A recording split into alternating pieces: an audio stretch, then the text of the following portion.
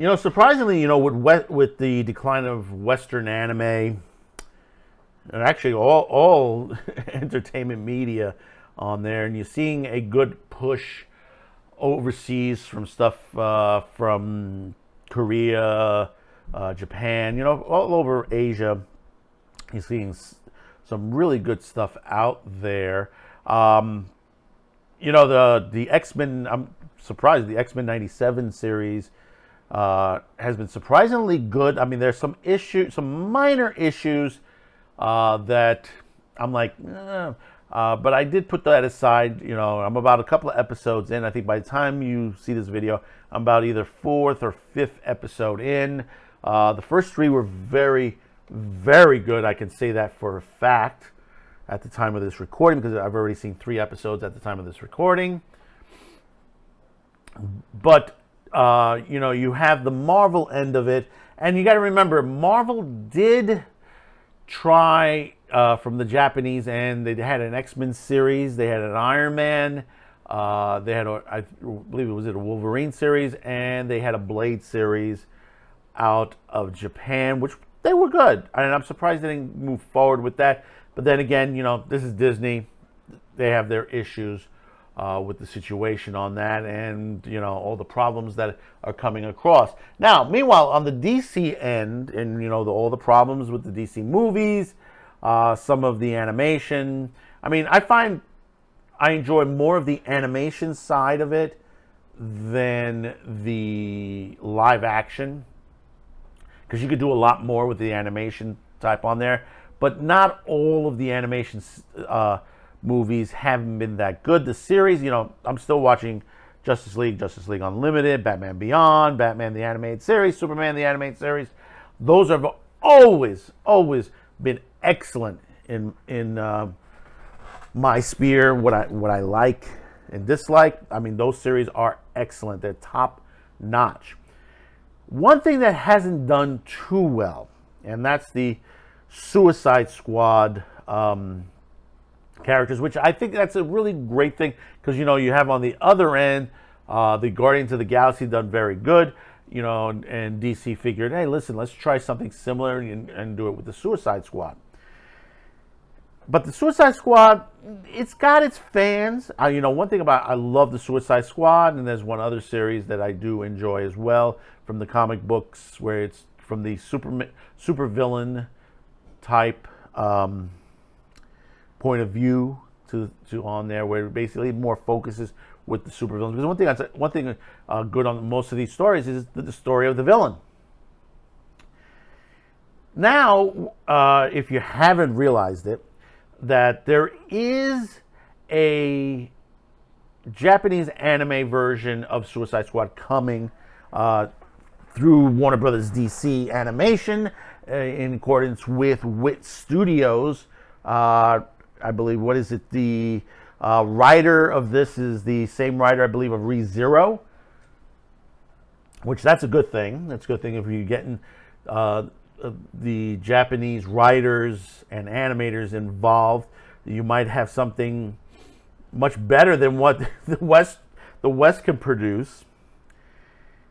And it does look good. The trailers, they look good, and that's coming soon.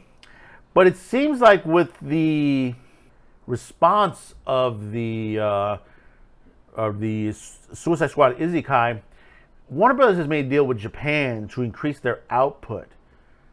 And it looks like they're going to be doing about 10 productions a year. Let's hope Warner Brothers pays the artists, writers, everybody involved very good on that, because in Japan, one thing about the people who work hard on these things, they don't get paid well. From Cartoon Brew, Warner Brothers Japan will increase its anime output to more than 10 productions per year. Warner Brothers Discovery has given Warner Brothers Japan the green light to significantly increase the number of anime series it produces each year. Speaking with Variety, WBD president of Asia Pacific, James Gibbons, said the company's anime studios will increase its yearly output to more than 10 series. Previously, the unit was producing between 5 and 10 shows per year.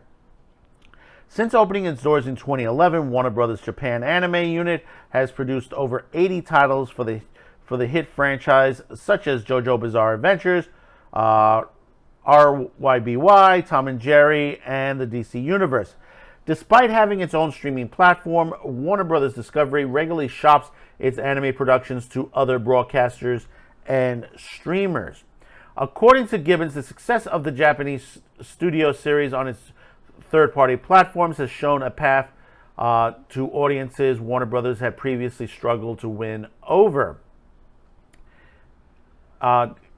Saying from him, because we see the appeal of the category, we are expanding, and anime is one of the best ways to reach the 80 to 30-year-old audience, which is incredibly elusive globally. I bet not in every market, but certainly in the US, parts of Europe, and Latin America, we got strong anime audiences. And that's correct, especially Latin America and the US. You know, we are heavy in anime. Gibbons said Warner Brothers sees its DC catalog as a fertile ground for its adaptations, but that the company must be very careful when blending Western IPs and Japan animation, he told Variety. That's correct. That is correct. We looked at our DC universe and said we could take these characters and reinvent them in a world of anime, which is not straightforward because you have to do it the right way. You have to work with the right studios to make it happen and to build your fan base. Warner Brothers Japan is currently working with Wit Studios, Attack on Titan, Spy X Family on the series Suicide Squad Isekai, scheduled for release in Japan in July and the rest of the world sometime later this year. The unit also recently revealed that the production is underway for Fist of the North Star, Haiku no Ken, a new series adaptation of the hugely popular manga created by Burnson and Tetsuya Hara.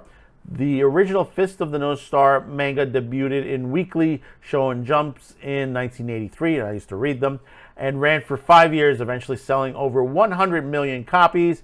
Toei Animation produced the first anime series adaptation, Fist of the North Star, which ran from 1984 to 1988. The franchise has added several animated features, a live-action film, if they're talking about that old live-action film, it wasn't that great, video games, OVAs, and several spin-offs in the years since. And we're probably looking forward to this. I mean, the poster on it looks really good for Fist of the North Star. We hope we'll get that soon. It happens to be a great series on there. I mean, we're seeing some of the older stuff come back. I know Berserk from 97 is getting a Blu-ray, or it's coming out. It's already sold out. I think at pre-sales it's already sold out at Crunchyroll. So we're getting a remaster on that. Maybe we'll get a new series out of it. They'll go back and, hopefully they won't do the same mistakes Netflix did. But this is not the first that Japan and the U.S. have production houses have worked together. I mean, it dates back all the way back to the 70s. Marvel had to deal with years, most people don't realize, is that there was a live-action Japanese Spider-Man that was made in accordance with Marvel Studio. Well, at that time, it was the Marvel Comics. And basically, it did pretty well. You can catch it out there. I'm not sure if they re-released it on DVD or Blu-ray, but you can probably find it out there. Probably it's on YouTube. You can do this. I mean, it is possible to take some of the, with the DC Universe. You've seen a Batman type, in Japan. They had that samurai one. You could take a lot of the other DC IPs, but you can also create new IPs out there using stuff from that universe itself, from the DC Universe, or create something newer. Like you're going, you're recreating the Fist of the North Star. It is possible to do this, and if it's done right, you're gonna have a lot of fans coming to your door. When you have stuff, that they help produce JoJo Bizarre Adventure.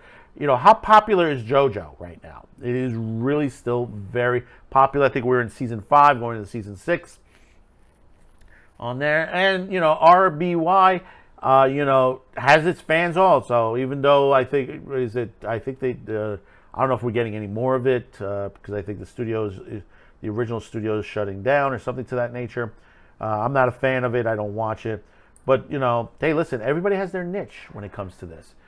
And, hopefully Warner will be able to push forward some good content. That's what we want. We don't care where it comes from, as long as it's good content, good stories.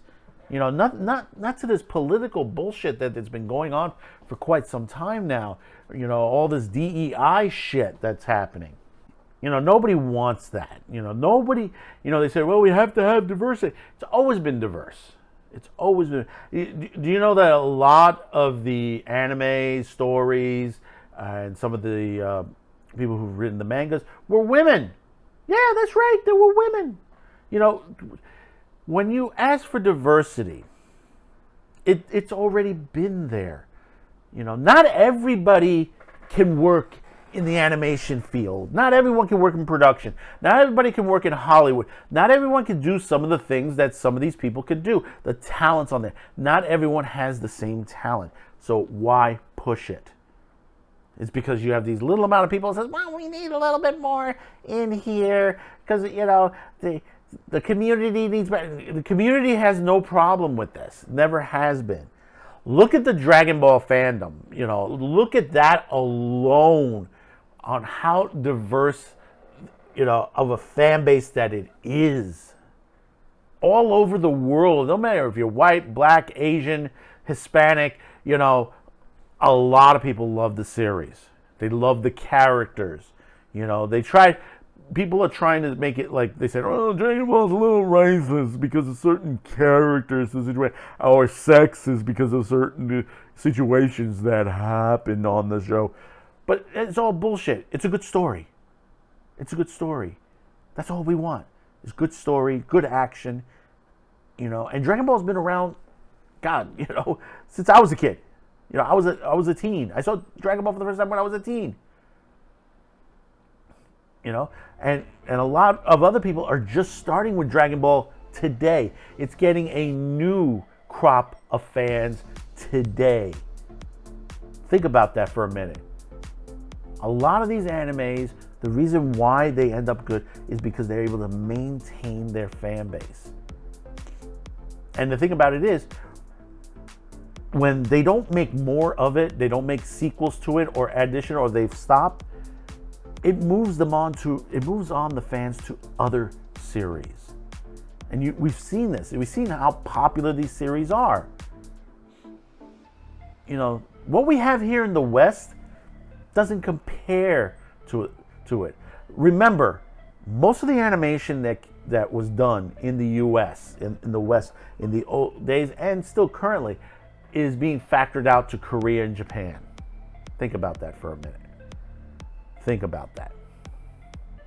But you let me know. Comments in the below as always. Like, share, and hopefully today I've earned your subscription. So until next time, thank you for tuning in. We got a lot more coming this week on CutieCast TV, on Man with the Show. So do please tune in. Thank you for tuning in, and bye-bye now. Thanks for watching, commenting, and sharing this video. And if you haven't yet, please subscribe as this helps the reach of this channel.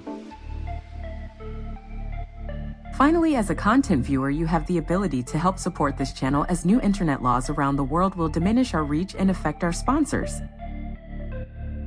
If you choose to help, there are two ways listed in the description below.